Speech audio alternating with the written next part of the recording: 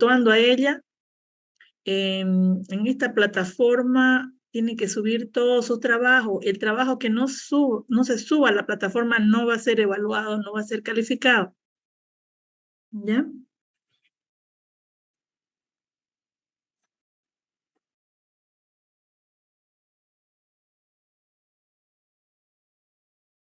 ¿Alguien tiene alguna pregunta de lo que se habló el día de ayer? ¿Alguna duda que se le haya quedado sobre la forma de evaluación? Si han tenido problemas subiendo a la plataforma también, sería este el momento, ¿no? Para que lo vayan señalando, qué problemas tienen en la plataforma, o si han podido acceder perfectamente, ¿no? Ya se está grabando la clase del día de hoy, todas las clases son grabadas, y vamos a hacer un pequeño break de 5 a 10 minutos, puede ser a las 8 o a las 8:30, y antes de ello vamos a tomar la lista, ¿no? Eso sería lo que hablamos el día de ayer, sobre la base de los principios que estábamos retomando el día de ayer. Tenemos que nuestra nueva ley, Código Procesal Civil, la ley 439, da inicio también con la nueva Constitución Política del Estado, a partir del año 2010, en el cual se ven ya los nuevos principios. ¿Quieren tomar la palabra alguien? ¿Alguna pregunta, alguna duda? ¿Se escucha bien? Se escucha bien, doctora. Ya, gracias, que estoy hablando aquí, no veo a nadie, entonces sí, estaba se con la escucha bien, pena doctor. de que, ya, muchas gracias, muy amable. Entonces vamos a hacer una breve reseña de lo que hablamos ayer sobre los principios, ¿no? En el artículo 8 de la Constitución Política del Estado, vemos ya los principios, valores y fines del Estado. En estos principios, le voy a dar lectura. El Estado asume y promueve como principios ético-morales de la sociedad plural, amaqueya, amayuya, amazúa, no seas flojo, no seas mentiroso, no seas ladrón, sumacamaña, el vivir bien, ñandereco, vida armoniosa, tecocabi, vida buena, ibimarey, tierra sin mal, y capañán, camino o vida noble, ¿no?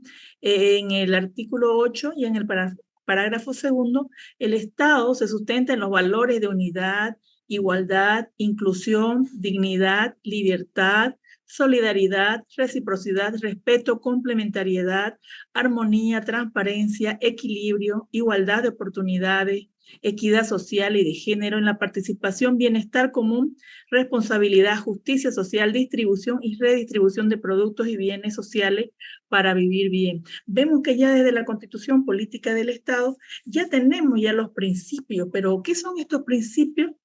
Son un conjunto de valores, ¿no? Como nos decía aquí la Constitución Política del Estado, ¿no? En el artículo 8, los principios y los valores en los cuales se sustenta nuestro código, nuestra Constitución Política del Estado. Ya nuestra ley 439 ya nace con algunos principios que ya están sustentados en esta nueva Constitución Política del Estado. Por ejemplo, le comentábamos el día de ayer, la verdad material, ¿no es cierto? La oralidad ya tiene estos sustentos. La conciliación, la cultura de paz, muy importante en este nuevo código.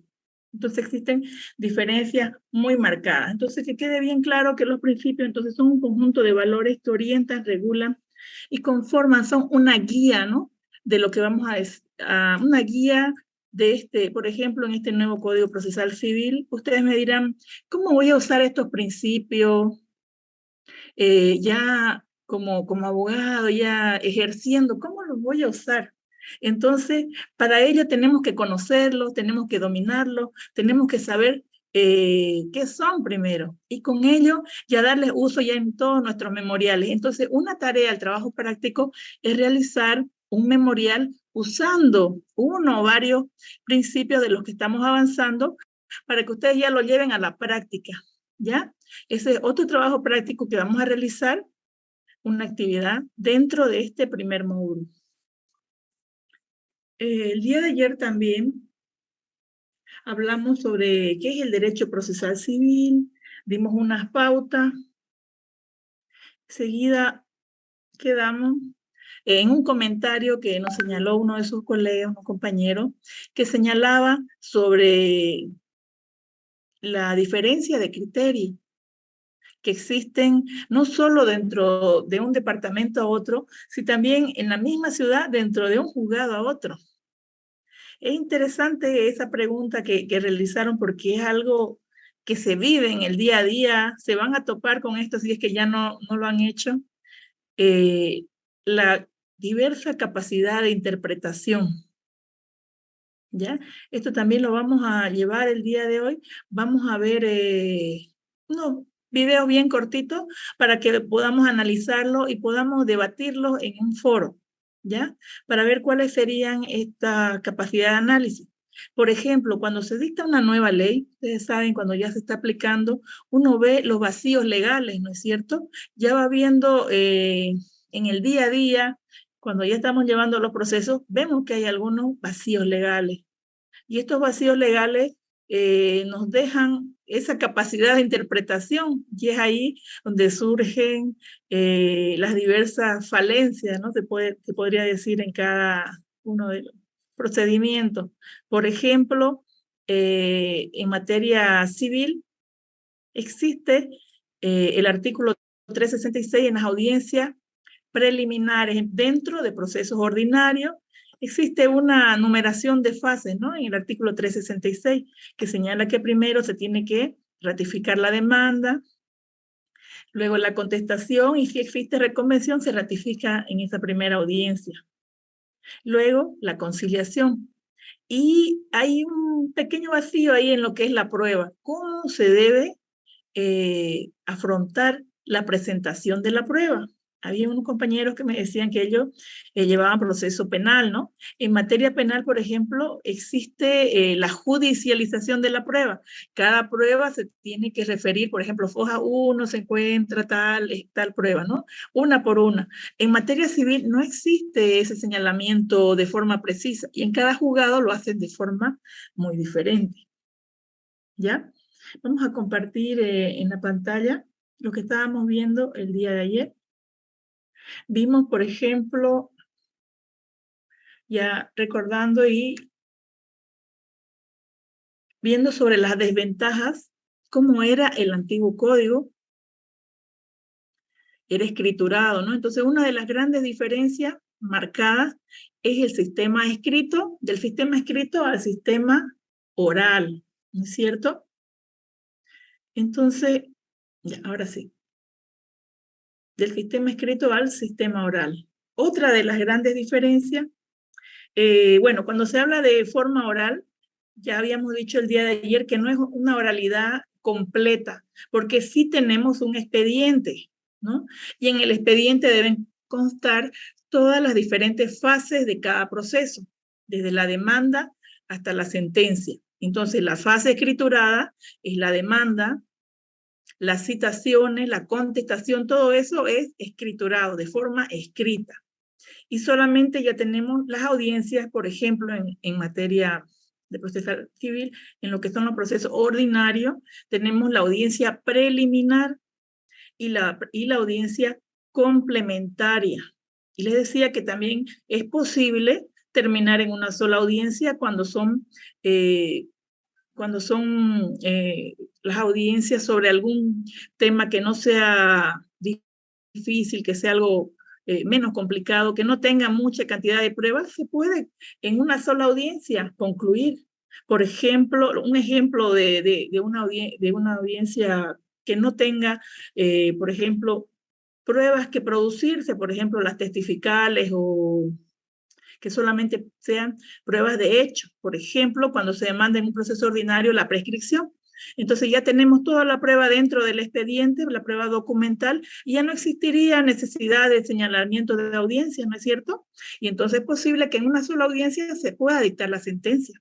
Lo mismo pasa si cuando se cita a la parte demandada, contesta y se allana la misma. Dice, sí, acepto todo lo que dice la demanda. Entonces, es posible dictarse la sentencia en una sola audiencia, que es la audiencia preliminar. Sin embargo, ya vemos la otra cara de la moneda. Si es un tema bastante complicado, que tienen que existir mucha base probatoria que producirse, por ejemplo, testigos, llamamiento a testigos, perito, prueba pericial, también puede ser inspección judicial de los lugares, si es un bien inmueble. Bueno, existen diversas cantidades, ¿no es cierto?, de las audiencias. Decíamos que tiene sus ventajas y sus desventajas este nuevo Código Procesal Civil, pero una de las ventajas es que ahora es más rápido. Ya no tarda como era en el anterior código, comparando, ¿no?, haciendo una comparación. Ya. Entonces, estamos viendo entonces la ventaja que ya no existen inmensa cantidad de incidentes como se planteaban antes. Antes les decía, se planteaba si lo citaron, que lo citaron mal, que no era el domicilio, se negaban que los habían citado.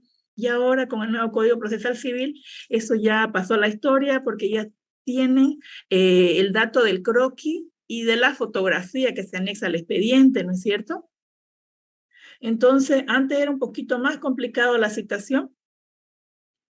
Si alguien ha practicado alguna citación con el antiguo código, existía una serie de pasos procesales, ¿no es cierto?, que iba el oficial de diligencia, tocaba la puerta, si no lo atendía nadie o no lo recibía nadie, tenía que dejar un aviso a alguna persona que se encuentra en el domicilio, volvía donde el juez, le rendía un informe que se presentó al inmueble, tenía que hacer toda esa burocracia, ¿no?, hacer el oficial de diligencia, hacer un oficio, darle a conocer al juez, el juez leer ese informe y decir que se practique nuevamente en el mismo lugar y se practique ya la citación. Tenía que volver otra vez al mismo domicilio y recién se practicaba la diligencia. Ahora no, ahora es inmediatamente, acude el oficial de diligencia y lo deja pegado en la pared del domicilio. Es por esta razón que tiene que ir el croquis, dónde se ha presentado ese oficial de diligencia para realizar la citación, que es muy importante y para evitar los incidentes de nulidad. ¿Ya? ¿Alguna pregunta de lo que vimos el día de ayer para ya pasar al siguiente punto?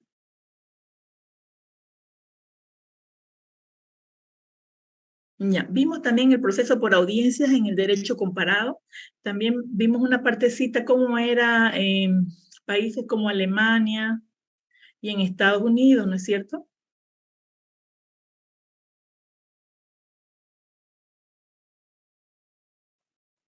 En estos países se maneja y se tiene también bastante en alto lo que es la conciliación. Primero se pasa por lo que es la conciliación y luego se hacen una serie de audiencias y reuniones con el juez y las partes para ver si es que esa demanda es una demanda que puede ir a la vía judicial, porque puede ser también declarada improponible, como también eso ha sido una novedad en nuestro nuevo Código Procesal Civil, que inclusive la audiencia preliminar dentro del proceso ordinario tiene una actitud saneadora, conciliadora, porque lo primero que hace el juez es llamar a la conciliación. Ojo, que si no consta en el acta que el juez llamó a conciliación dentro de una audiencia preliminar, es causal de nulidad. Eso ténganlo bien presente, porque siempre yo escucho y veo memoriales de las partes, de los abogados que dicen, renuncio a la conciliación, ya fui a una conciliación previa, ¿por qué tengo que ir otra vez a conciliación?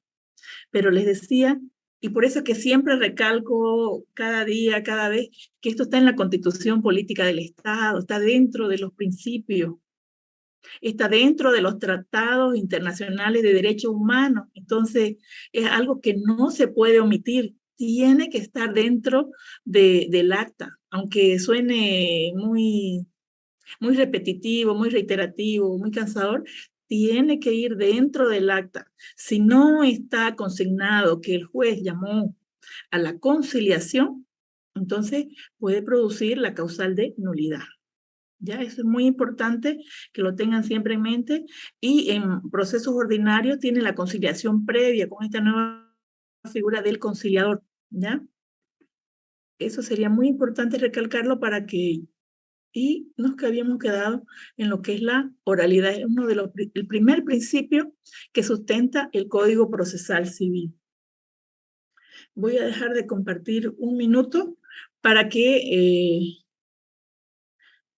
estoy viendo, ya están 20 alumnos ya está la mayoría, para poder ver el video. Quiero que inmediatamente de que veamos el video, vamos a hacer los comentarios del caso, por favor. Ya les dije que la participación también tiene nota, entonces quiero que participen y podamos conversar sobre sus opiniones, las ventajas y las desventajas. Ahora ya estamos entrando a lo que es la oralidad, muy importante la oralidad. Un minuto voy a dejar de compartir enseguida para subir el video.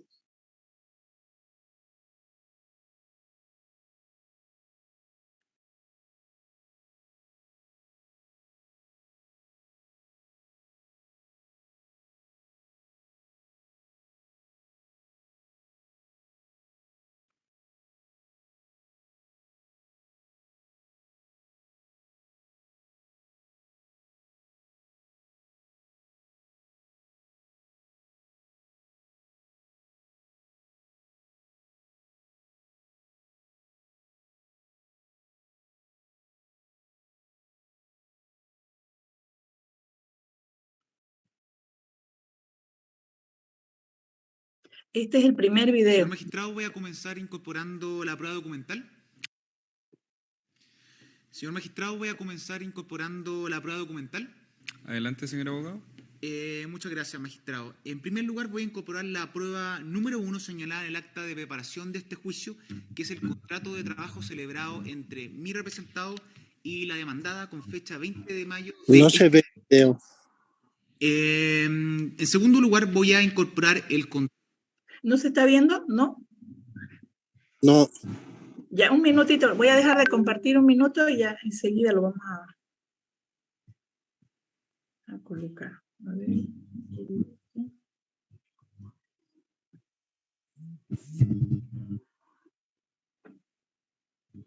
Ya, ahora sí, ya. Van a disculpar, ahora sí. Vamos a subir el volumen.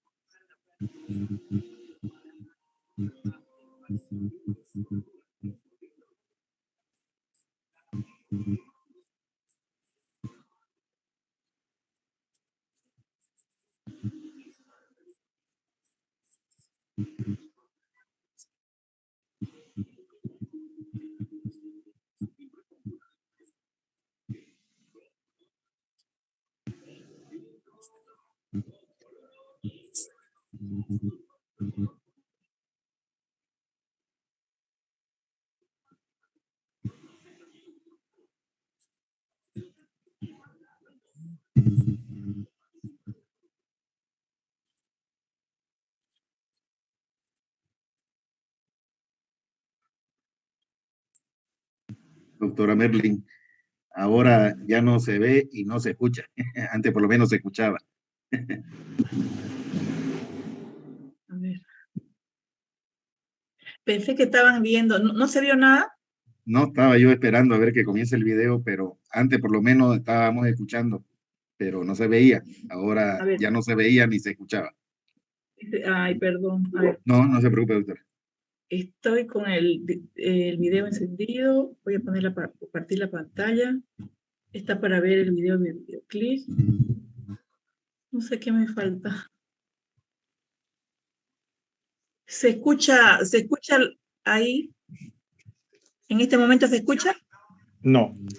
No, ¿Nada? doctora, nada.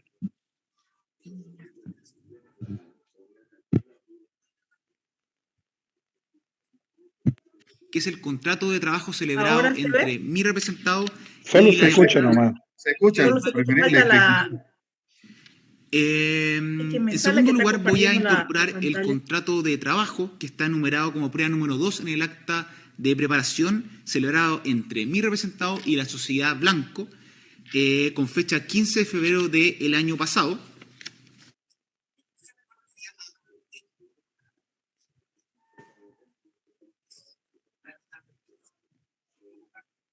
Yo creo que no importa que no se vea, Ah, doctora, pero sí que lo podamos escuchar. Sí, Señor ¿en este magistrado, voy a momento se comenzar escucha? incorporando la prueba Se de... escucha, doctora. Sí. ¿Ahora Sí, se escucha? se escucha. Se Ya, escucha. ya. Eso quiero que lo escuchen bien entonces.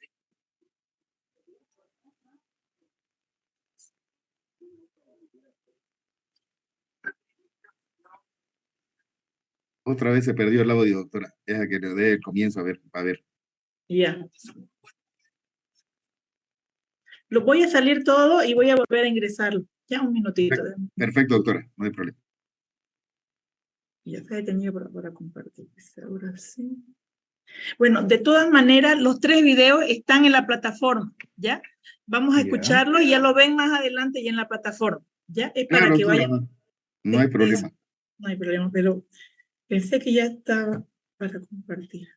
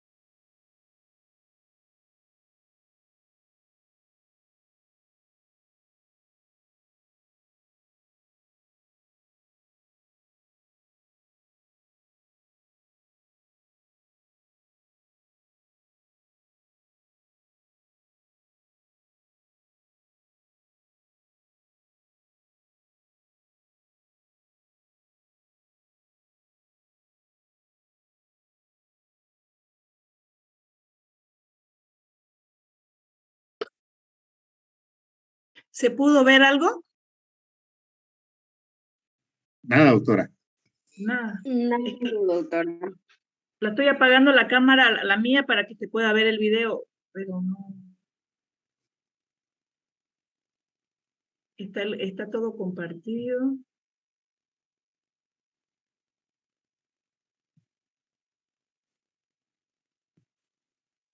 Y está ya el video. ¿Ahora se puede escuchar? ¿Se puede escuchar? No, doctora, Nada, doctora. Ahora ya nada. Nada. no de nada.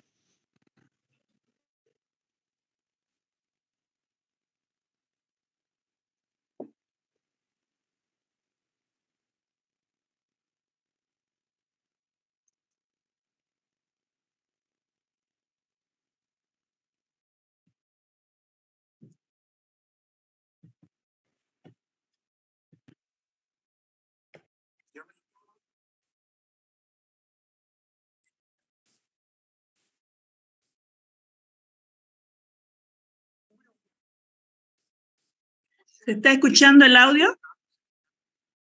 No, doctora. No, doctora, no suena nada. Ya. Cuando se escuche me avisan para que ya yo lo pueda dejar ahí, ¿ya? Es que no... Perfecto, doctora. le La pongo- avisamos. ¿Ahora sí? No, ¿Ahora? no, doctora. No Eh, sé qué está fallando. Ya está todo.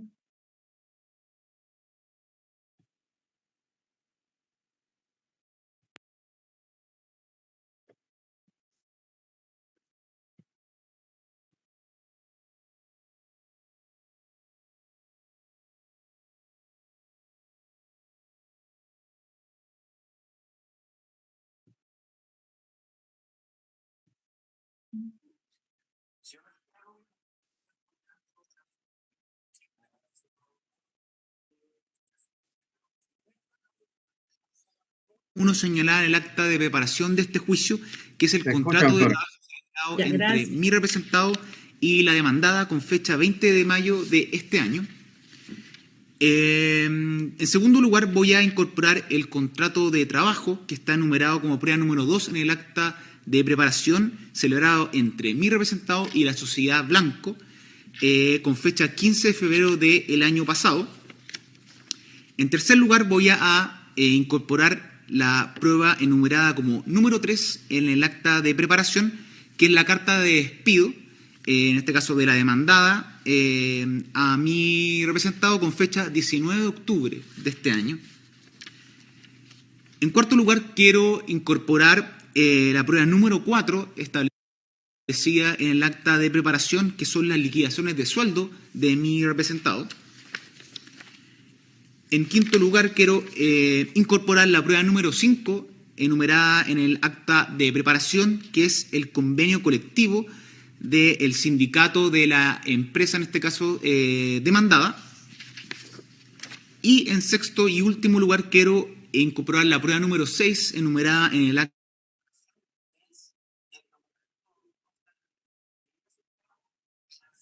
Se volvió a cortar el audio, doctora. Ya. Ya, vamos a, ese fue el primer video, vamos al segundo, ¿ya?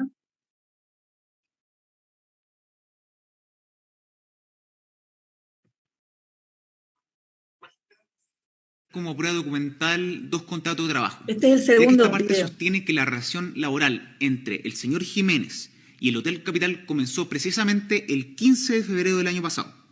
Para ello nos apoyaremos, entre otras cosas, en el contrato de trabajo de igual fecha suscrito por el señor Jiménez. Es cierto que en este contrato aparece como parte empleadora la sociedad Blanco y no el Hotel Capital, que es la parte demandada. No obstante ello, para nosotros, la relación laboral real y efectiva, de acuerdo a lo que señala el Código del Trabajo, lo fue desde un inicio con el Hotel Capital. Y para ello quiero llamar la atención respecto del contenido de la cláusula tercera de dicho contrato, es decir, el celebrado el 15 de febrero del año pasado, y también la cláusula del nuevo contrato entre mi representado y el hotel. Curiosamente, magistrado, ambas cláusulas son idénticas. Esto refuerza, según opinión de esta parte, la idea de que no hubo ningún cambio en el tipo de trabajo que mi representado desempeñó, lo que debe ser considerado, magistrado, como un elemento importante para determinar desde cuándo existe la relación laboral entre las partes. Concretamente, el primer contrato señala, y voy a citar, magistrado, el trabajador se compromete y obliga a prestar servicios como encargado de equipos e instalaciones eléctricas u otro trabajo o función similar que tenga directa relación con el cargo indicado en el Hotel Capital, ubicado en la calle Las Palmeras 921 de esta ciudad. La jornada de trabajo será de 40 horas semanales, distribuidas en jornadas diarias de 9 a 18 horas, de lunes a viernes, con 1 hora para almorzar. Por su parte, el nuevo contrato señala exactamente lo mismo, magistrado. Y paso a leer. El trabajador se compromete y obliga a prestar servicios como encargado de equipos e instalaciones eléctricas u otro trabajo o función similar que tenga directa relación con el cargo indicado en el Hotel Capital, ubicado en la calle Las Palmeras 921 de esta ciudad. Y fíjese, magistrado, en lo que viene. La jornada de trabajo está descrita en los mismos términos. Cito, La jornada de trabajo será de 40 horas semanales distribuidas en jornadas diarias de 9 a 18 horas, de lunes a viernes, con 1 hora para almorzar.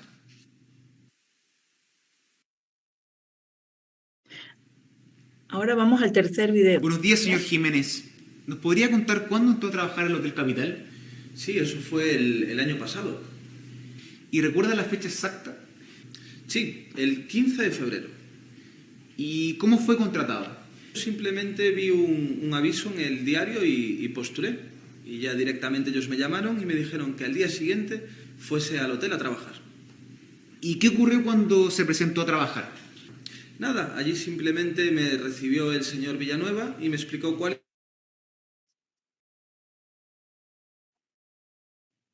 Se cortó el audio, doctora. ¿Se cortó el audio? Sí. Ya, un minutito. Me parece que es cuando la gran... Jefe directo. ¿Ahora? Sí, ¿Y había volvió. algún representante de la sociedad Blanco al interior del hotel? No, Vamos a poner otra vez para atrás. Ya, nadie. ahora. ¿Y qué relación mantuvo usted con esta sociedad Blanco? Mi única relación con Blanco era que yo los días 15 de cada mes iba a recoger el cheque a su oficina. Nada más. ¿Y desde qué momento el señor Villanueva pasó a ser su jefe? El señor Villanueva fue mi jefe desde el primer día. Perfecto. ¿Podría contarle usted al tribunal qué funciones pasó a desempeñar desde aquel día? Yo era el encargado de la mantención y las instalaciones eléctricas del hotel. Yo me encargaba de todo, desde arreglar el aire acondicionado, la TV, el cable, todo lo relacionado con computadores. Era el mismo señor Villanueva el que me decía, anda a arreglar esto o lo otro. Señor Jiménez, le quiero mostrar un documento y me gustaría que me dijera si lo puede reconocer. Señor magistrado. Adelante, proceda, abogado.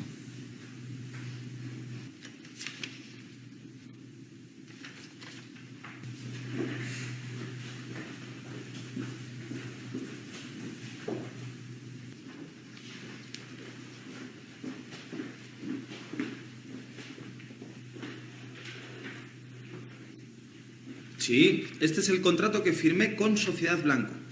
¿Por qué lo reconoce? Porque sé que es este el contrato. De hecho, esta es mi firma. Perfecto. Magistrado, solicito que se tenga por incorporado el documento reconocido por el trabajador y que fuera indicado en el acta de preparación como prueba número 1. ¿Alguna objeción, señor abogado? No, magistrado.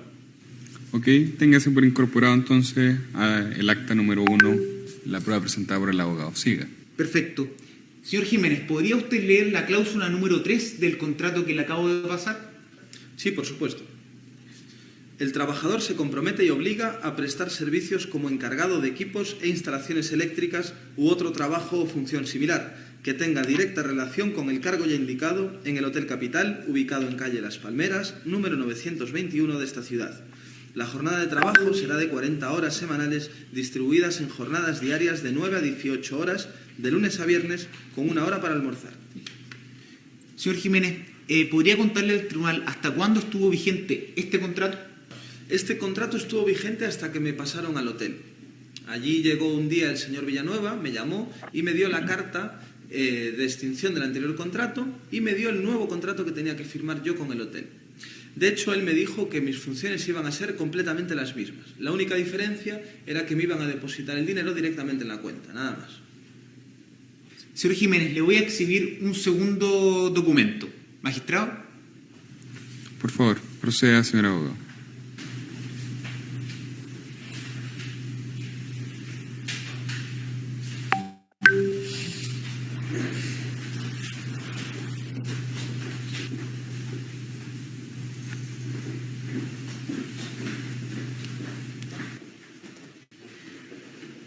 Señor Jiménez, ¿puede reconocer el documento que le acabo de pasar? Sí, este es el contrato de trabajo. El último me refiero, o sea, el que el señor Villanueva me hizo para el hotel. ¿Y cómo sabe que ese es el contrato que le acabo de pasar? No, porque lo reconozco. Puedo ver que están aquí las firmas e incluso está un timbre de la empresa. Perfecto. Magistrado, solicito que se tenga por incorporado el documento identificado por el trabajador y que fuera numerado en el acta de preparación como prueba número 2. Incorporado entonces el documento. Prosiga, señor abogado. Señor Jiménez, ¿puede por favor leer la cláusula número 2 del contrato que le acabo de pasar? Sí, por supuesto.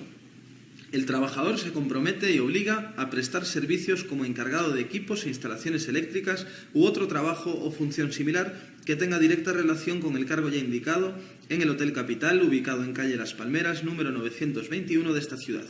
La jornada de trabajo será de 40 horas semanales distribuidas en jornadas diarias de 9 a 18 horas de lunes a viernes, con 1 hora para almorzar. Perfecto. Ahora cuéntele al tribunal cuál es la diferencia entre esta cláusula y la del contrato anterior. Ninguna, son idénticas.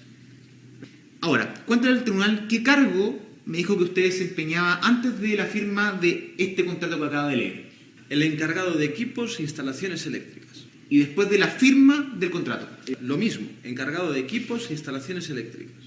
Cuéntele al tribunal si cambiaron las labores que usted desempeñaba con posterioridad a la firma del nuevo contrato. Objeción, magistrado. La pregunta es claramente sugestiva y a esta altura es reiterativa. No al lugar, señor abogado. Responda, señor Jiménez. No cambiaron en nada. ¿Y cambió su jefe? No, mi jefe siempre fue el señor Villanueva. Bueno, muchas gracias, señor Jiménez. No tengo más preguntas, magistrado.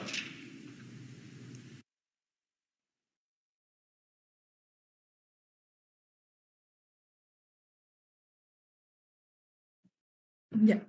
Van a disculpar el que no salió el video, pero está en la plataforma, lo pueden volver a revisar, volver a ver. Vean la importancia de la oralidad. En este video estamos viendo una audiencia en materia laboral. Ya en otros países está tan adelantado, por ejemplo en Brasil, en Chile, ya llevan lo que es la oralidad a las audiencias. Ahora en Bolivia solamente lo teníamos en materia penal. Entonces la novedad es la oralidad en materia civil, lo cual nos trae la ley 439. Entonces una de las grandes características del mismo.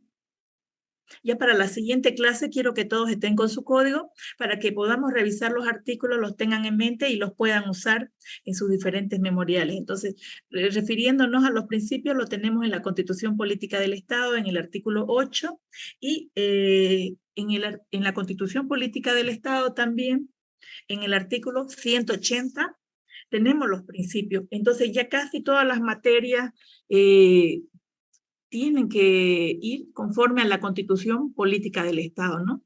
El 180, ¿qué nos dice? La jurisdicción ordinaria se fundamenta en los principios procesales de gratuidad, publicidad, transparencia, oralidad, celeridad, probidad, honestidad, legalidad, eficacia y eficiencia, accesibilidad, inmediatez, verdad material, debido proceso e igualdad de las partes ante el juez. Entonces, uno de los principales principios que vemos aquí es la oralidad. Entonces, poco a poco, ya todas las materias tienen que ser orales, ¿no es cierto? Yendo con los principios que nos señala la Constitución Política del Estado: gratuidad, publicidad, transparencia. Inclusive en materia civil también debería, ¿no?, darse lo que es la gratuidad, pero vemos que se siguen pagando las cuantías, ¿no es cierto? ¿Alguien quiere hacer algún comentario? ¿Qué le ha parecido lo que pudieron escuchar del audio, de la forma de cómo presentaron la prueba? En la primera parte, el primer video, señaló, lo incorporó de esta forma, decía: incorporo la prueba número 1, no sé si se dieron cuenta, señaló: incorporo la prueba número 2, incorporo la prueba número 3, así, documentos en la prueba número 6. En el segundo video ya señalaba más actos, hechos, ¿no es cierto? El hecho, lo que ha sucedido, y señalaba fechas, ¿no? El 15 de febrero nos apoyaremos en esta prueba, ¿no es cierto? Son tres formas diferentes. ¿Qué nos señala el artículo 366 del Código Procesal Civil? Ahí nos señala actividades en la audiencia preliminar, o sea, cuáles son las actividades dentro de un proceso ordinario. Entonces, dentro de un proceso ordinario, dice, se cumplirán las siguientes actividades. Ya decíamos, la 1 es ratificar la demanda, ratificar la contestación, si hubiere la reconvención. Igualmente, alegación de hechos nuevos. Estos hechos nuevos son algo que ha sucedido después después de que se ha presentado la demanda pueden haber hechos nuevos. Entonces, ese es el debido momento en el cual se lo tienen que dar a conocer al juez, porque después existe la preclusión, ¿no es cierto? Para algo que haya modificado, así como aclarar extremos oscuros, contradictorios o imprecisos. Y el número 2 es la tentativa de conciliación que deberá realizar la autoridad judicial respecto de todos algunos de los puntos controvertidos. Y el número 3, dice recepción de prueba relativa esta vez para excepciones. En el 4, saneamiento del proceso. Les decía que esta audiencia preliminar es conciliadora y saneadora. Saneadora, ¿por qué? Porque si el juez ve que se estuviera alterando lo que es alguna causal, alguna nulidad, puede ser, por ejemplo, la legitimación de las partes, si existiera el litisconsorcio, ese es el momento en el que puede sanear el proceso. No lo tenemos en el artículo 366. Después dice prórroga de la audiencia cuando no se hubiera podido producir la totalidad de la prueba, incluyendo la bueno, también en ese mismo punto puede declarar improponibilidad de la demanda, una demanda de imposible cumplimiento, algo improponible, ¿no? Que no tenga sustento legal. Y el número 6 dice fijación definitiva del objeto del proceso, determinación, ordenamiento, diligenciamiento de los medios de prueba. Entonces, entre el 5 y el 6 existe como que un vacío, ¿no es cierto? ¿Quieren comentar algo? ¿Lo han leído? ¿Lo han visto ese artículo? Dice, en el primer caso podrá diferirse la recepción hasta otra audiencia que se realizará en plazo no mayor de 10 días. Prórroga de la audiencia cuando no hubiere podido producir la totalidad de la prueba.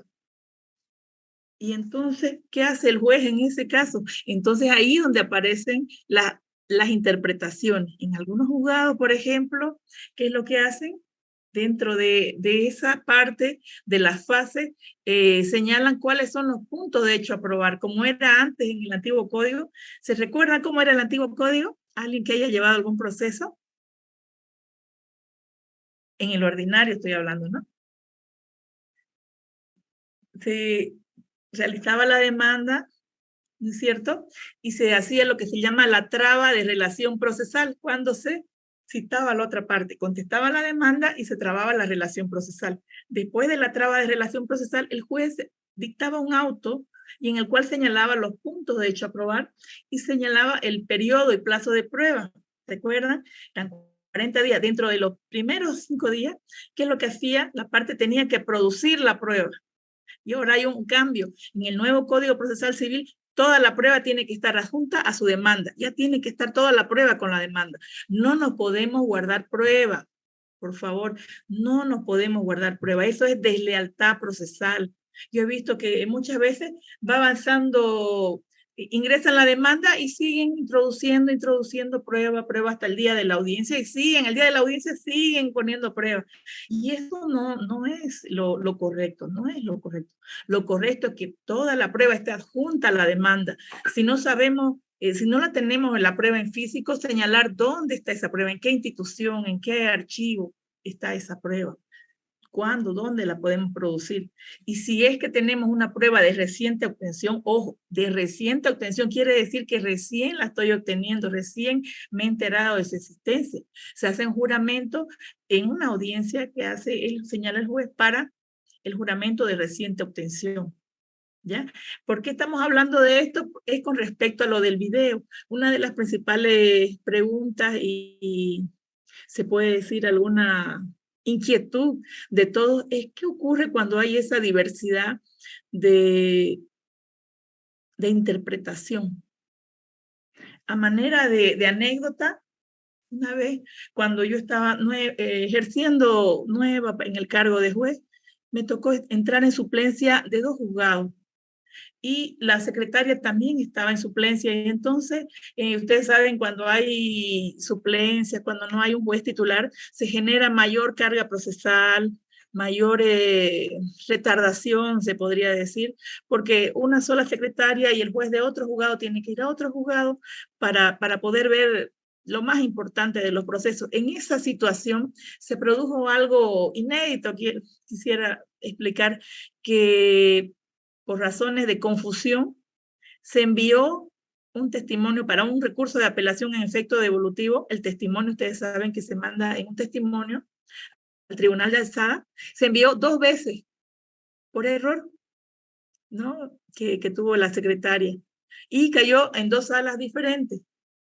El mismo recurso de apelación. Vean ustedes el caso que me tocó verlo, me tocó vivir, que las 2 salas dieron un veredicto diferente. Ahora, ¿qué se hace en esos casos? Ustedes mismos me han dicho que de un juzgado a otro tienen un criterio diferente. Entonces, eso es lo que quisiera que lo llevemos a debate, si pueden hacer alguna pregunta, algún comentario, algo que les haya pasado a ustedes también, alguna anécdota, lo pueden compartir, porque a manera de que ustedes hablan, comparten, todos aprendemos. Inclusive la que les habla también aprende, porque en cada distrito, cada departamento, existen algo que es diferente, ¿no? Y eso lo podemos compartir y aprender todo. A ver, tengo en cámara, Mabel, ¿quiere compartir algo, Mabel? Está ahí, no sé si está levantando la mano. Sí, doctora, de hecho tengo una duda. Buenas noches, doctora. Buenas noches.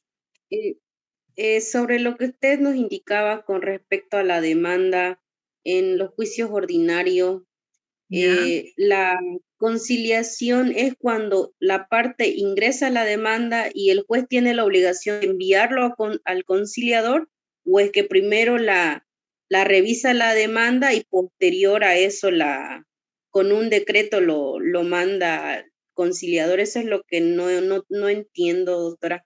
Si me podría explicar un poquito. Sí, y le agradezco enormemente esta pregunta a Mabel, porque me ayuda para explicar lo que tengo que, o sea, lo que quiero explicarles me ayuda, es perfecta esa pregunta, muchas gracias.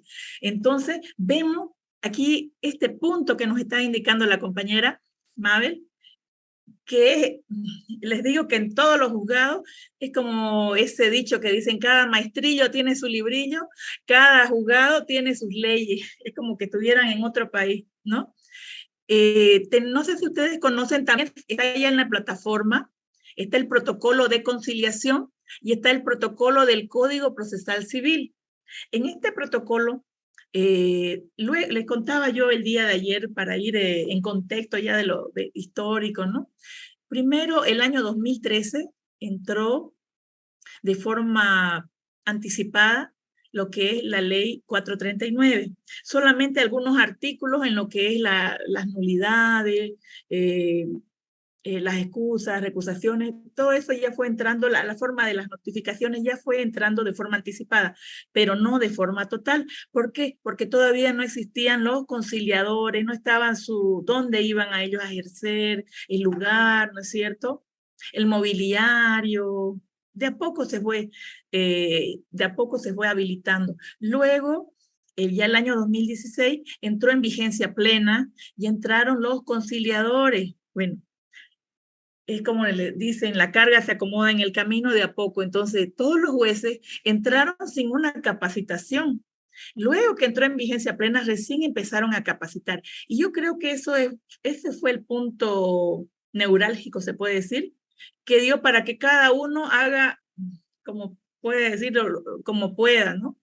Pero luego de esto se habilitaron los protocolos. Entonces, hay un protocolo de actuación para los conciliadores, perdón, y el segundo es el protocolo del Código Procesal Civil. Lo he subido precisamente porque es parte de lo que estamos explicando. Está ahí está colgado ya en su plataforma. Lo pueden leer, lo pueden revisar. ¿Qué dice el protocolo? Entonces, doctora, sí, lo he leído y dice que se podrá hacer la conciliación previa y la intraprocesal. Exactamente. En el artículo 15 dice que el juez, al ver la causa, quiere decir que le va a ingresar la causa. Si ve que existe alguna forma para que las partes puedan conciliar, lo puede remitir al conciliador. Pero ¿qué es lo que quiero que ustedes entiendan a la hora de pedir un reclamo, de hacer un reclamo mediante un memorial? No es solo pedirlo, tienen que fundamentarlo. Entonces, ¿cómo lo vamos a fundamentar cuando nos toque y nos pase algo parecido? Entonces nos vamos a ir a la cabeza, la Constitución Política del Estado. Entonces, ¿qué nos dice la Constitución Política del Estado? Tenemos los derechos, los principios, ¿no es cierto? El derecho al acceso a la justicia, el derecho al debido proceso. Entonces, cuando hagan su tarea, su memorial que hemos realizado para su evaluación, ustedes van a hacer un pedido. Puede ser ingresar una prueba, un testigo, puede ser pedir una audiencia, pero quiero que usen lo que estamos aprendiendo, lo que estamos conversando en cada clase, ¿ya? Eso quiero que tomen nota y lo tengan presente, ¿ya? Entonces, vemos qué nos dice el Código Procesal Civil. Señala que va a ingresar primero a la conciliación previa. Nos señala que va a ingresar a la conciliación previa. O sea, lo primero es la conciliación. Si es un proceso ordinario de forma obligatoria. Desde la próxima clase quiero que todos ya estén con su código para que podamos abrir y leer los artículos de la ley 439 y los podamos compartir entre todos y ver si hay alguna ¿qué se puede decir? Alguna sombra, algo que no se pueda entender de esta ley, para que lo podamos compartir y lo podamos debatir. ¿Ya? ¿Qué nos dice la ley? Que tiene que ser la conciliación previa. La palabra misma lo dice previa, antes de ir al proceso. Y cuando ingrese ya al proceso ordinario, tiene que ir con el acta. Esto lo interpretan muchos jueces y cuando vas a realizar e interponer tu demanda, ya tiene que estar con el acta de conciliación. Pero, ¿qué pasa? Que mucha gente veía que eran muchos rechazos y se veía, ¿cómo les puedo decir? Que se veía que como si le estuvieran rechazando ese derecho al acceso a la justicia. Entonces fue por eso que hubieron muchos conversatorios, nació lo que es el protocolo de conciliación y en el protocolo dice que el juez puede, si llegó sin el acta, lo puede remitir directo al conciliador. ¿Para qué? Para evitar ese rechazo de las partes, para que no tengan ese impedimento de acudir a la justicia. Entonces, estas dos formas que le estoy diciendo, las dos son correctas y es por eso que cada juez lo aplica. Pero, ¿qué es lo que pasa ahora nosotros como abogados? Vamos y por decir, ya uno hasta lo tienen ya anotado. En el juzgado cuarto, si planteo la demanda directa, me lo rechazan. Le ponen como no presentada porque no adjuntó el acta de conciliación y la rechazan directamente.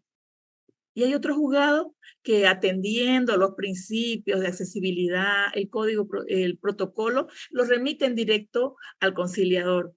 Entonces ya depende de cada nosotros como abogados cuál es el criterio que vamos a realizar para ingresar nuestra demanda ordinaria. Y entonces ahí va la respuesta para nuestra compañera Mabel, que muchas gracias porque con ello me dio paso para poder yo explicarle esta forma de los criterios, ¿no? Cada uno analiza y ve los criterios de forma diferente. Entonces, veo que existe mucha falta de socialización porque no todos conocen los protocolos. Son nuevos y algunos ni los aplican. Algunos dicen, no, yo solamente me voy a la ley y la ley es la que los reglamentos no valen, los protocolos, por ejemplo. O si hay alguna circular, yo no hago caso a la circular, yo hago caso a la ley. Entonces hay esa dualidad, ¿no? Esa forma de seguimiento. Yo también escribí alguna vez en una revista un artículo sobre usucapión. En algunos juzgados, por ejemplo, había, ya con el antiguo Código de Procedimiento Civil, había una jurisprudencia. Esta jurisprudencia era del año 1987 de la ex Corte Superior de Justicia, ahora Tribunal Supremo de Justicia, en la cual señalaba unos puntos que se debían de cumplir. Estos puntos eran, por ejemplo, que tiene que adjuntarse un plano, que tenía que tener un informe técnico de la alcaldía, que tenía, y así una serie de requisitos que algunos seguramente lo han visto en algún decreto al haber iniciado algún proceso de usucapión. Y ahora con el nuevo Código Procesal Civil, algunos se remiten a esa jurisprudencia y otros no, porque al decir ya que la ley 439 ya tiene abrogaciones, derogaciones, ya no estaría en vigencia esa jurisprudencia, ¿no? Y existen varias formas. Cuando ingresa una demanda, por ejemplo, de usucapión, a veces las observan o las rechazan y les indican, ¿sabe qué? No tiene la conciliación. Y algunos, ustedes lo remiten de forma directa su conciliación a un conciliador de turno, y el conciliador de turno les dice, no, yo no tengo facultades, potestades para ver lo que es usucapión, y se lo remite y se lo devuelve al juzgado, al juez. Y entonces están pasando los expedientes de aquí para allá, y entonces se olvidan del litigante, ¿no es cierto? Está pasando el tiempo ahí, esa es la burocracia que se debe evitar. Tiene la palabra el doctor Jesús Renato. Tiene la palabra, por favor. Gracias, doctora. Buenas noches, colegas. Dos cositas, doctora. Aquí en Tarija, bueno, no me ha tocado un caso a mí, le ha tocado a un colega. El tema es el siguiente, que estaban demandando usucapión. No se podía hacer por la 247 en virtud de que la vendedora del departamento ha fallecido. Entonces, él inicia el proceso por usucapión y le rechazan, ¿no? Entonces le dice que no ha iniciado lo que es la conciliación. Van a conciliación, iniciamos, ¿no?, el trámite previo, que era de conciliación, y se cita a los herederos de la vendedora. Y bueno, los herederos vienen y reconocen, dice, sí, es verdad, mi madre en vida le ha vendido el departamento a la señora, y bueno, desconocemos las razones por las cuales no ha perfeccionado el derecho propietario, y que ellos se comprometían a facilitarles todo como herederos para que se perfeccione. Se hace el acta de conciliación, se remite esto al juzgado, y bueno, también una pregunta, ¿no? En el juzgado ve que hay un acta, ve que hay un reconocimiento implícito de los herederos, bueno, no, ni siquiera implícito, un reconocimiento expreso de que la madre está vendido el departamento a esta persona, y que, bueno, no se ha perfeccionado el derecho propietario.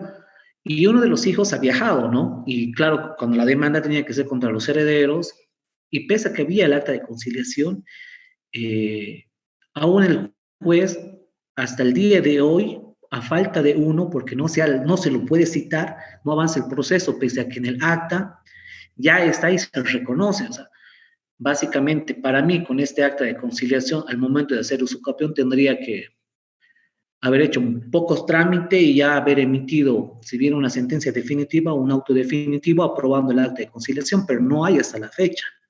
Esa por una parte. Por otra parte, doctora, bueno, aquí en Tarija, desde que ha habido la pandemia, desde que inicia la pandemia, se ha habilitado lo que era el sistema Mercurio y el sistema Hermes.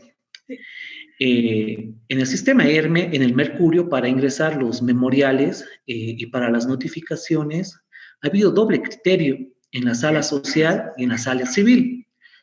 La sala civil se mantenía lo que establece la 439, de que las notificaciones corren a partir del primer día hábil de su notificación. Y la sala social mantenía lo que era el reglamento del sistema Hermes. Y en el reglamento del sistema Hermes, ¿qué decía? ¿O qué dice? Que notificada la parte tiene 4 días para abrir el correo, y a partir desde que lo ve recién se computa los plazos procesales. Y si no lo abre al 4.º día, recién computa los días para el vencimiento de su plazo. Entonces, había no esa distinción de criterio en la sala social y en la sala civil. La sala civil decía, no, un reglamento no puede estar por encima de la ley. La ley dice, se lo notifica y ya es válida la citación o la notificación. Pero la sala social decía, no, nos mantengamos en lo que dice el reglamento.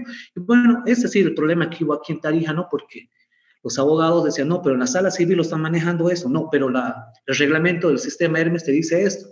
Y ha habido un problema, creo que hasta el día de hoy aquí en Tarija hay algunos juzgados que se manejan bajo el criterio de lo que es sala, y los juzgados civiles en el criterio que se maneja la sala civil.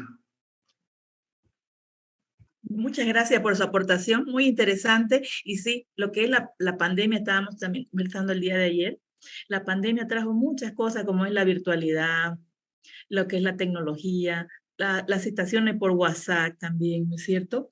Y está lo que es el sistema Mercurio y el sistema Hermes también, para las notificaciones. Ahí a la plataforma también, ya yo le subí el reglamento de notificaciones por esta tecnología, ¿ya? Por términos tecnológicos. Está también ahí se los he subido. Y habla también, hubo mucha discrepancia. El primero sobre el acta de conciliación, que es lo primero que habló el compañero. Sobre el acta de conciliación, entonces, existe también mucha divergencia en los criterios cuando es usucapión. Algunos dicen que no tiene facultades el juez para aprobar esa acta de audiencia de usucapión, igual los conciliadores. Es por eso que algunos conciliadores, al ver que esto tiene que ser judicial y no por la vía de conciliación, lo remiten directo al juez, lo devuelven sin hacer sin haber hecho el acta, ¿no es cierto?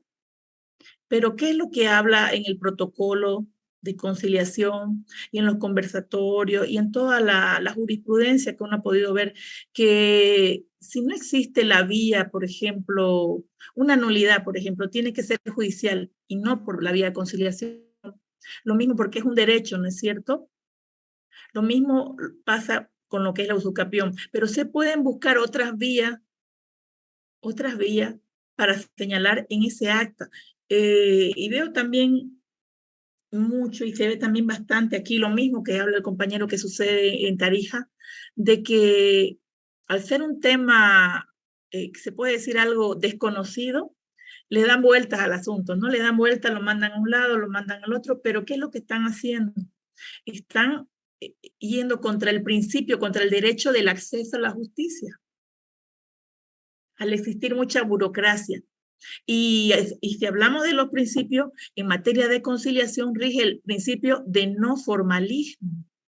Yo veía, por ejemplo, que en una conciliación previa y estaban planteando incidentes porque la diligencia estaba mal sentada, mal llenada, y ustedes saben, les comenté el día de ayer que lo que estamos viendo en lo que es los conciliadores no tienen personal, está solo el conciliador y tiene que pedir prestado al auxiliar, pedir prestado al oficial de diligencia de los juzgados, ¿no es cierto?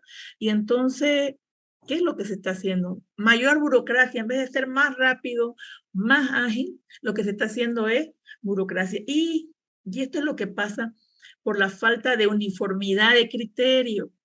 Tiene que existir por el Tribunal Supremo hacer una sola jurisprudencia, porque hasta en un mismo departamento tenemos 10 criterios diferentes y esto no puede suceder porque se les está negando un acceso rápido, eficaz y eficiente de la justicia a las partes, ¿no? A los litigantes que merecen un trato con celeridad, con eficacia, ¿no es cierto? Y sobre lo del sistema Mercurio y del sistema Hermes, sí, también se ha visto en todo lo que es la tecnología. Por ejemplo, dentro de un expediente, les voy a dar un ejemplo para que nos pongamos en contexto. Una de las partes señala que su domicilio procesal es en Secretaría del Juzgado. Son varias partes, múltiples. Otra de las partes no ha señalado, entonces se lo va a hacer en Secretaría del Juzgado, ¿cierto? Y hay otra de las partes que dice, ¿sabe qué? Quiero que me notifique por WhatsApp. Y otra parte dice, ¿sabe qué? Ya me registré, quiero que me notifique por el sistema Hermes.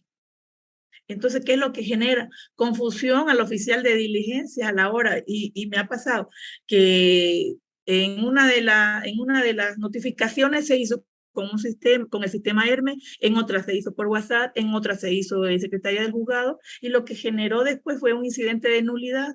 Y ahora, ¿a quién le damos parte, no? ¿Qué es lo que nos dice en el reglamento? Este reglamento del sistema Hermes, el abogado tiene que acudir a plataforma de atención al usuario y registrarse. Cuando se registra, le hacen llenar un formulario en el cual él señala que a partir de ahí, todas las diligencias le van a ser llegada en ese correo electrónico que está registrando. Ese es por correo electrónico, ¿ya? A mí me ha tocado, por ejemplo, llevar unos procesos en Sucre, y en Sucre, cuando uno señala su domicilio procesal, le ponen el número de WhatsApp. Yo, señor tanto, estoy diciendo que me notifique por WhatsApp. Todas las diligencias a partir de ese momento le llegan a su correo de WhatsApp. Y a partir del día siguiente hábil ya le corren las diligencias.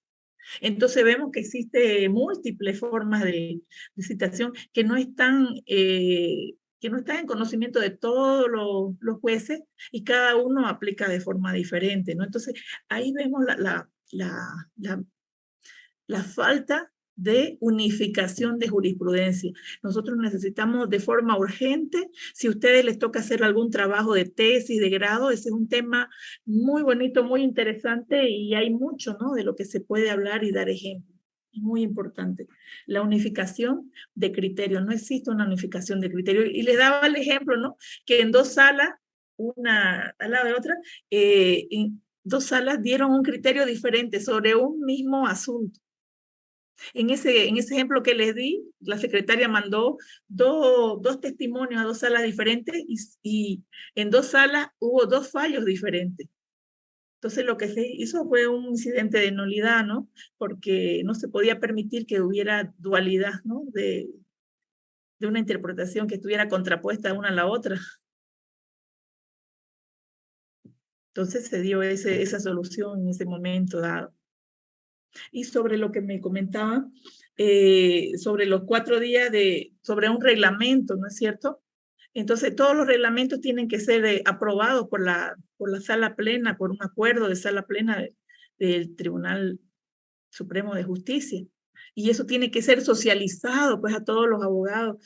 ¿Qué es lo que ha pasado? No sé si se han dado cuenta cuando salieron nuevas normativas en materia penal, por ejemplo, que hubo marcha, ¿no?, que no se van a aplicar estos artículos o esta nueva ley, ¿se recuerda? Y mire, personas que no eran ni médicos ya estaban interpretando en materia penal, perdón, que no eran abogados, eran médicos y ya estaban diciendo, no, esta ley no se va a llevar a cabo.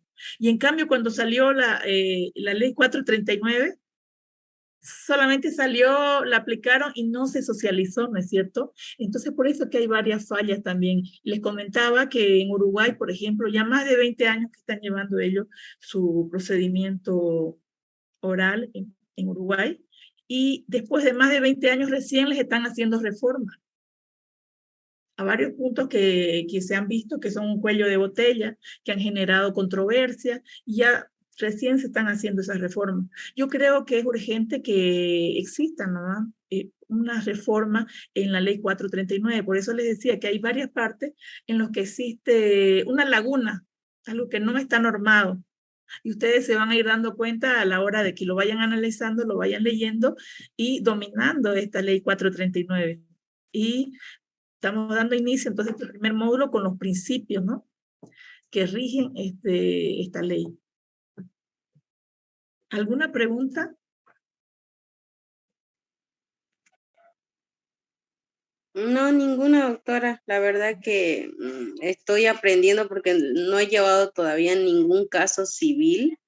Entonces, por eso esa era mi duda también sobre la conciliación. Doctorita, otra consulta. Dígame. Con el tema de la contestación, tengo entendido que también se hace una reconvención, se contesta, se secciona, creo también. Entonces, ¿sí nos podría explicar un poquito sobre eso, doctorita? Ya, vamos a ir sí poco a poco porque estamos empezando por los principios. Ya yo en plataforma también le subí cómo elaborar una demanda. Entonces también la vamos a revisar los últimos días de clase. Vamos a ir a repasar para que ustedes tienen que dominar cómo hacer un memorial, cómo hacer una demanda, porque ya se vienen las otras materias, ya procesos ordinarios, ya tienen que hacer ya una demanda ustedes. ¿No es cierto? En el siguiente módulo también ustedes mismos van a hacer una diligencia cautelar, una diligencia preliminar, cómo pedir un reconocimiento de firma, ¿no? pero tenemos que saber primero cuáles son los principios que rigen el Código Procesal Civil, porque si no sabemos, es la base principal. Ya les decía, lo tenemos en la Constitución Política del Estado, porque a veces vamos a una audiencia o presenciamos una audiencia, lo vemos por televisión y vemos solamente a las personas que hablan, pero no indican en qué derecho. Y a veces uno está hablando, está conversando, está dictando.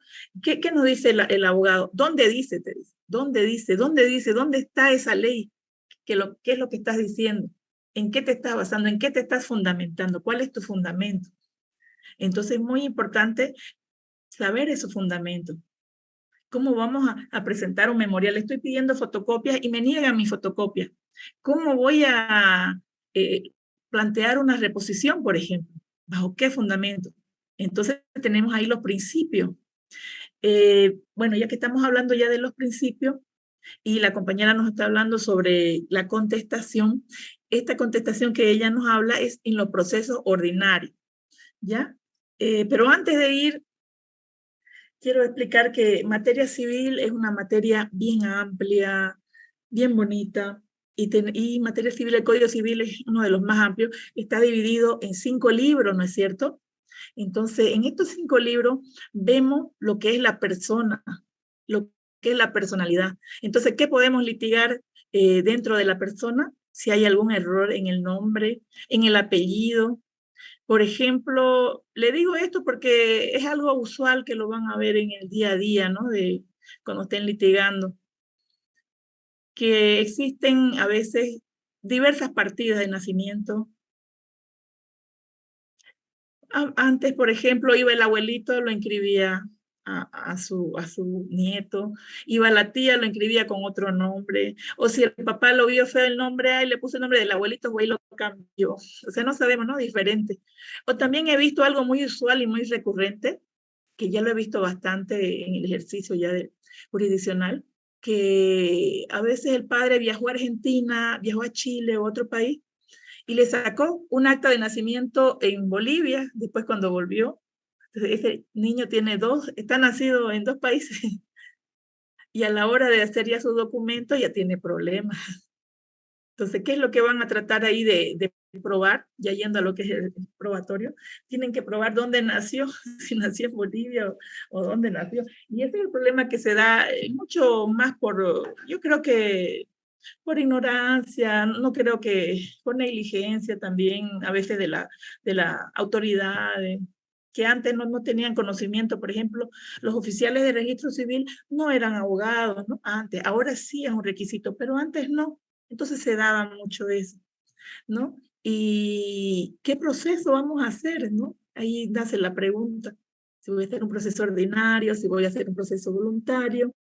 Y entonces una de las características ya de nuestra nueva ley, el Código Procesal Civil, que tenemos los procesos ordinarios, tenemos los voluntarios, tenemos los extraordinarios, los procesos monitorios y algunos casos especiales, por ejemplo, un concurso de acreedores, un especial que no está dentro de ninguno de los otros.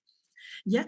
En estos procesos ordinarios o voluntarios podemos ver sobre estos errores, por ejemplo, en la ley 247 tenemos bueno, hablábamos primero de personas, ahora ya vamos a hablar de inmuebles, que también está en el Código Procesal Civil, ¿no? Persona, bienes, hablamos en Código Civil, ¿qué más? Propiedad, ¿qué más? ¿Qué más vemos, Mabel? En materia civil, vemos de las personas, vemos obligaciones, bienes, ¿no es cierto? ¿Qué más? A ver, algo más que veamos en materia civil. Sucesiones, cuando fallece alguien, ¿qué es lo que primero que hace? Ir a un abogado, ¿no es cierto? Y ver cómo se va a dividir esa herencia, cómo se va a aceptar esa herencia. Vemos la protección y la extinción. Entonces son 5 libros que ve el Código Civil, la norma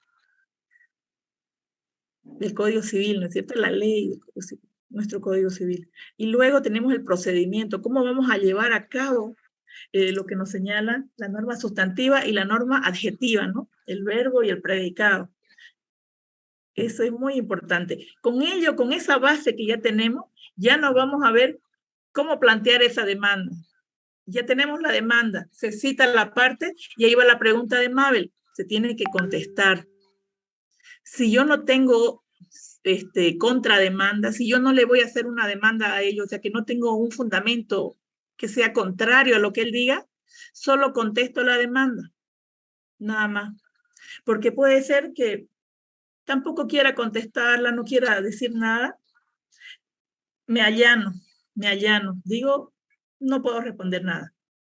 Pero si yo quiero contestar que es falso lo que está diciendo esa demanda, contesto, ¿no? Y digo que es falsa toda la demanda que se ha interpuesto, uno. Y esa demanda puedo contrademandar yo, demandar a la parte actora, ¿no es cierto? Ahí vemos lo que es la legitimación pasiva y activa. Vemos si tenemos la legitimación para poder contrademandar. Ahí viene la reconvención. Entonces eso lo vamos a ver ya en cada módulo. Van a ver las excepciones, van a ver los procesos ordinarios, van a ver los procesos monitorios. Pero para que no se quede en la duda, ya que hizo la pregunta Mabel, sí, tenemos el derecho, podemos demandar, podemos, contestar, plantear excepciones. Podemos plantear excepciones y no contestar también, puede solo plantear excepciones, está en todo su derecho. Ya depende de la defensa que haga el abogado. Cada abogado genera su defensa. Y hablando de generar la defensa, al momento de plantear una demanda como abogado, tenemos que ver toda la prueba. Porque he visto que existe mucha falencia, que se van directo a plantear una demanda y no sin tener prueba. Primero tenemos que buscar toda esa prueba. Y si no tenemos esa prueba, tenemos que generar la prueba, tenemos que buscarla como abogado, porque no es posible que el litigante tenga la razón en todo y como abogados no podamos cumplir con este mandato, ¿no?, de la defensa legal de esa persona.